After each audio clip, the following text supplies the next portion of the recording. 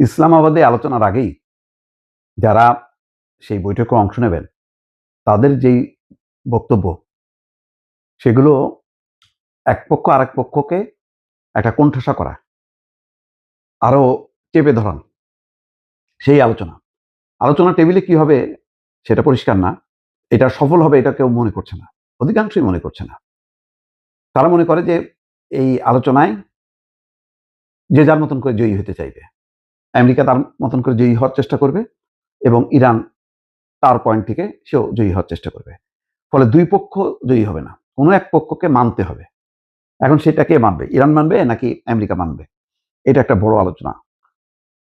তো JD Vance যিনি নেতৃত্ব দিচ্ছেন এই মার্কিন প্রতিনিধি দলের, তিনি কি বলছেন? তিনি বলছেন ইরান সৎ মনোভাব নিয়ে আলোচনা করতে চাইলে উন্মুক্ত হাত বাড়াতে প্রস্তুত, এটা কোনোদিনও হবে না।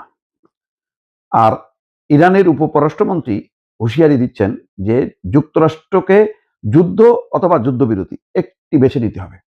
এটা ঠিক যে আমেরিকা একটা বিশাল চাপের মধ্যে পড়ছে। আমেরিকা বুঝতে পারছে যে ইরান হুট করে দখল করা যাবে না। ইরানের পক্ষে এখন রাশিয়া, চীন যেভাবে তারা একজোট হয়েছে তাতে ইরানকে পরাস্ত করা সহজ না। ইরান 5 সপ্তাহ যুদ্ধ চালা গেছে এত ধ্বংসযজ্ঞের পরেও, এবং তারা একেবারে মানে খবরই আসছে যে মধ্যপ্রাচ্যে যে সমস্ত যুদ্ধ ঘাঁটি ছিল সেগুলোকে একদম শেষ করে দিছে, সেগুলি আর ব্যবহারের উপযোগী না।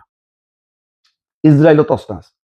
তো এরকম শক্তির সাথে লড়াই করতে গেলে আরো যদি লড়াই হয় তাতে যে পরিমাণ ক্ষয় হবে তাতে যুক্তরাষ্ট্র এটা সামাল দিতে পারবে না।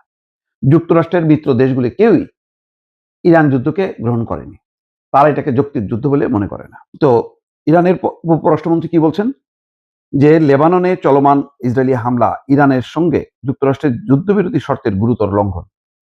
তিনি বলেছেন যুক্তরাষ্ট্রকে যুদ্ধ অথবা যুদ্ধবিরতি যে কোনো একটি পথ বেছে নিতে হবে। বৃহস্পতিবার বিবিসির সঙ্গে আলাপকালে পররাষ্ট্রমন্ত্রী সাইদ খাতিবজাদে এই কথা বলেন। লেবাননের স্বাস্থ্য মন্ত্রণালয়ের মতে বুধবার দেশটিতে ইসরায়েলের ভয়াবহ হামলায় 3 শতাধিক মানুষ নিহত হয়েছে। এর আগে ওই দিন ইরান এবং যুক্তরাষ্ট্রের মধ্যে 2 সপ্তাহের যুদ্ধবিরতির ঘোষণা আসে। ওই যুদ্ধবিরতির মধ্যস্থতাকারী পাকিস্তান বলেছে লেবাননও যুদ্ধবিরতির আওতায় থাকবে। ইরানও সেটাই বলেছে। বিশ্ব নেতারা কার্যকর যুদ্ধবিরতির জন্য লেবাননে হামলা চালানো বন্ধের আহ্বান জানাচ্ছেন, কিন্তু যুক্তরাষ্ট্র এবং ইসরায়েল বলছে লেবানন যুদ্ধবিরতির আওতায় নেই। পররাষ্ট্রমন্ত্রী সাইদ খাতিবজাদে বিবিসি রেডিও 4-এর টুডে প্রোগ্রামে বলেছেন যুক্তরাষ্ট্রকে যুদ্ধ ও যুদ্ধবিরতির মধ্যে একটি বেছে নিতে হবে। একসঙ্গে কেক রাখা এবং খাওয়া যাবে না, একই সঙ্গে কেক রেখেও দেব আবার খাবো সেটা হবে না। চমৎকার একটা উদাহরণ দিছে যে আসলে তো তাই হচ্ছে। নতুবা যখন যুদ্ধবিরতি কার্যকর হলো তার 1.5 ঘন্টার মাথায় 10 মিনিটের মধ্যে লেবাননের 100টা জায়গায় বৈরুত সহ হামলা চালায় একদম এই 3 শতাধিক মানুষকে মেরে ফেলছে। এর অর্থটা কি? এর অর্থটা হলো যে আমি এটা কোনো রকম মেনে নিলাম, তার মানে আমি এটা এই পরাজয় মেনে নিলাম, এখন ওই পরাজয়ের প্রতিশোধ নিচ্ছি আমি একটা নিরীহ দেশের উপর, লেবাননের উপর। বিষয়টা তেমনই হয়েছে এবং এটা খুবই নিন্দনীয় এবং হাস্যকর কাজ হয়েছে। জেডি ভ্যান্স কি বলছেন যে মার্কিন প্রেসিডেন্ট ডোনাল্ড ট্রাম্পের সঙ্গে আলোচনার বিষয়ে সুস্পষ্ট নির্দেশনা দিয়েছেন। এই আলোচনা ইতিবাচক হবে বলে তিনি আশাবাদী। ইরানের সঙ্গে আলোচনায় যোগ দিতে পাকিস্তান সফরে যাওয়ার আগে ওয়াশিংটন ডিসিতে সাংবাদিকদের প্রশ্নের জবাবে তিনি এই কথা বলেন। তিনিও তেহরানের সঙ্গে আসন্ন আলোচনাকে ইতিবাচকভাবে দেখছেন।